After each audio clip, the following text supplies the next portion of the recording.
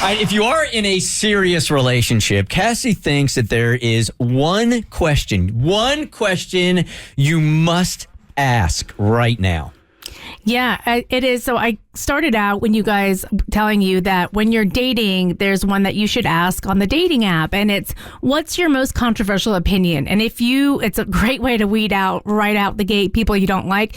If you want to make it more lighthearted, you can say what's your most lighthearted controversial opinion, and it can be stuff like pineapple doesn't belong on pizza, like stuff like that. You can kind of battle it out, but it lets you cut right to who the person is and see how they're going to take it. So once you've started dating a little bit, about 6 months in, there's one question that you should ask. And this is after you've established that you're dating, that you're seeing each other. You're exclusive, right? Yeah, you're exclusive. It's what's the one thing that a partner needs to know about you in order for you to be happy? And the thing is, we dance around stuff and we expect people to learn who we are. That's a deep question. It's a good one. Let's answer it. You should know me by now. We've been together 6 months, but it's not always that easy. And so cut to the chase. Like you can ask that. And if you feel like that's a little too deep, then it makes it kind of like, ugh, I don't want to ask that. You can say, what would your best friend tell the person you're dating about you? And kind of like rephrase it that way as well. That would make you happy. And so it gets them to think like, well, how would my best friend talk about me? Or what do I want you to know that would make me happy? Damn, that's really good. It's great. And I automatically, like, the first thing that popped into my head, and I'm like, yep, that's it. And it's a deep question, and I think it requires a vulnerable response. Like, if you're really being honest and stripping everything back, like, this is when I need to be happy. And I would tell Bart 6 months into our relationship, I struggle with validation and I need words of affirmation. So if you can provide me that, tell me that you love me without me having to prompt it, that'll go a long way. Well, that's a good one. That's good. Ooh, what do you have? First thing that comes to mind for me is peace. Like, that's really, really big for me. I don't like drama. I don't like just a lot of extraness. You already got to deal with that in the world. I don't like to deal with it in my relationship. So I would say if you can help me maintain my peace, then you good with me. You need calm. I do. That's good.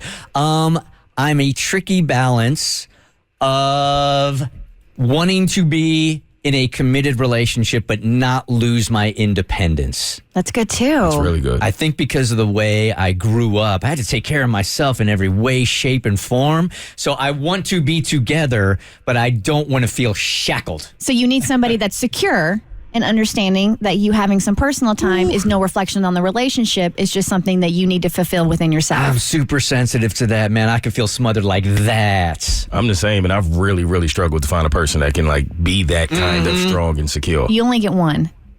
Oh. that was my backup plan. Cassie, how would you answer it? That I really need to feel respected and treated as an equal. Like the moment you talk down to me at all, even if it's something I don't know about, and as soon as I feel like the power dynamic has shifted in that way, I'm out, because then I don't feel like we'll ever be on even footing. These are good questions. Okay, what was the second one again? So it's if that feels like a little too raw for you, you can sort of rephrase it as you would ask your partner, like, hey, I'm just curious, what do you think the one thing your best friend would tell someone that was dating you about you? So if your best friend was going to go to somebody, and be like, hey, you need to know this about Bert, what would the best friend tell you or say about you? Not behind your back, not shady, not talking crap or anything like that, but just like sort of like, hey, Cassie loves to laugh and she really needs to feel respected. Those two things, if you got those covered, you're gold with her. Ooh, I feel like we need to do this. And then same time next week, we get our best friends on to answer the question. Oh, damn. And see if they match up. How would he answer? I like that. Right? Okay. Is your best friend listening right now in another studio? One of them. How would John who is your best friend, by the way?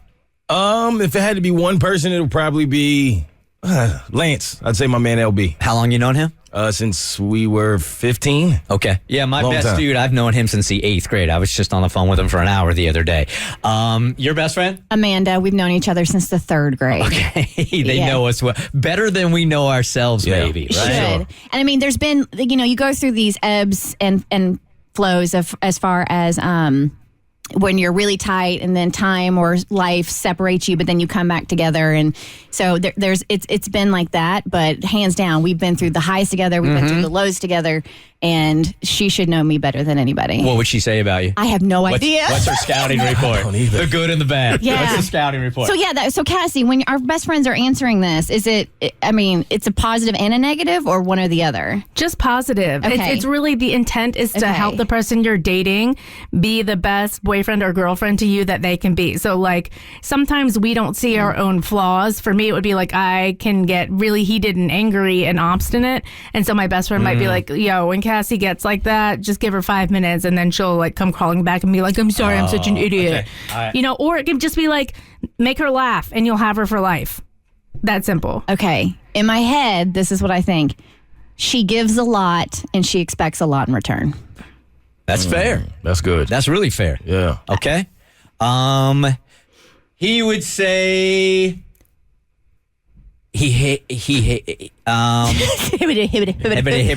There's so many. The number one thing I think he'd say is he's just not good with schedules. That's a negative. What's something positive about you that would make Tiffany endearing to you, or you endearing to Tiffany rather?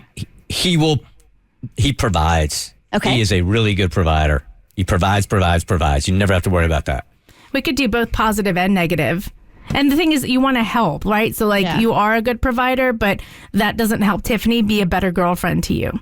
So it would be something like, you know, Bert loves the beach. If you want to surprise him with a vacation, the beach, anywhere that has sand, it'll make him a happy man. Like that kind of thing. Okay. So the whole point is to help your partner be a better significant other to you. We got to circle back on these next week. I still like mine. I'm sticking with mine. Well, yours is good because Yeah, those it are shows good. that you expect a lot in return, but you also give a lot. The Bert Show. Like what you just watched, you can get more of The Bert Show on your favorite podcast platform. Wherever you listen to your podcast, you can find us. I don't know what any of these buttons do, by the way.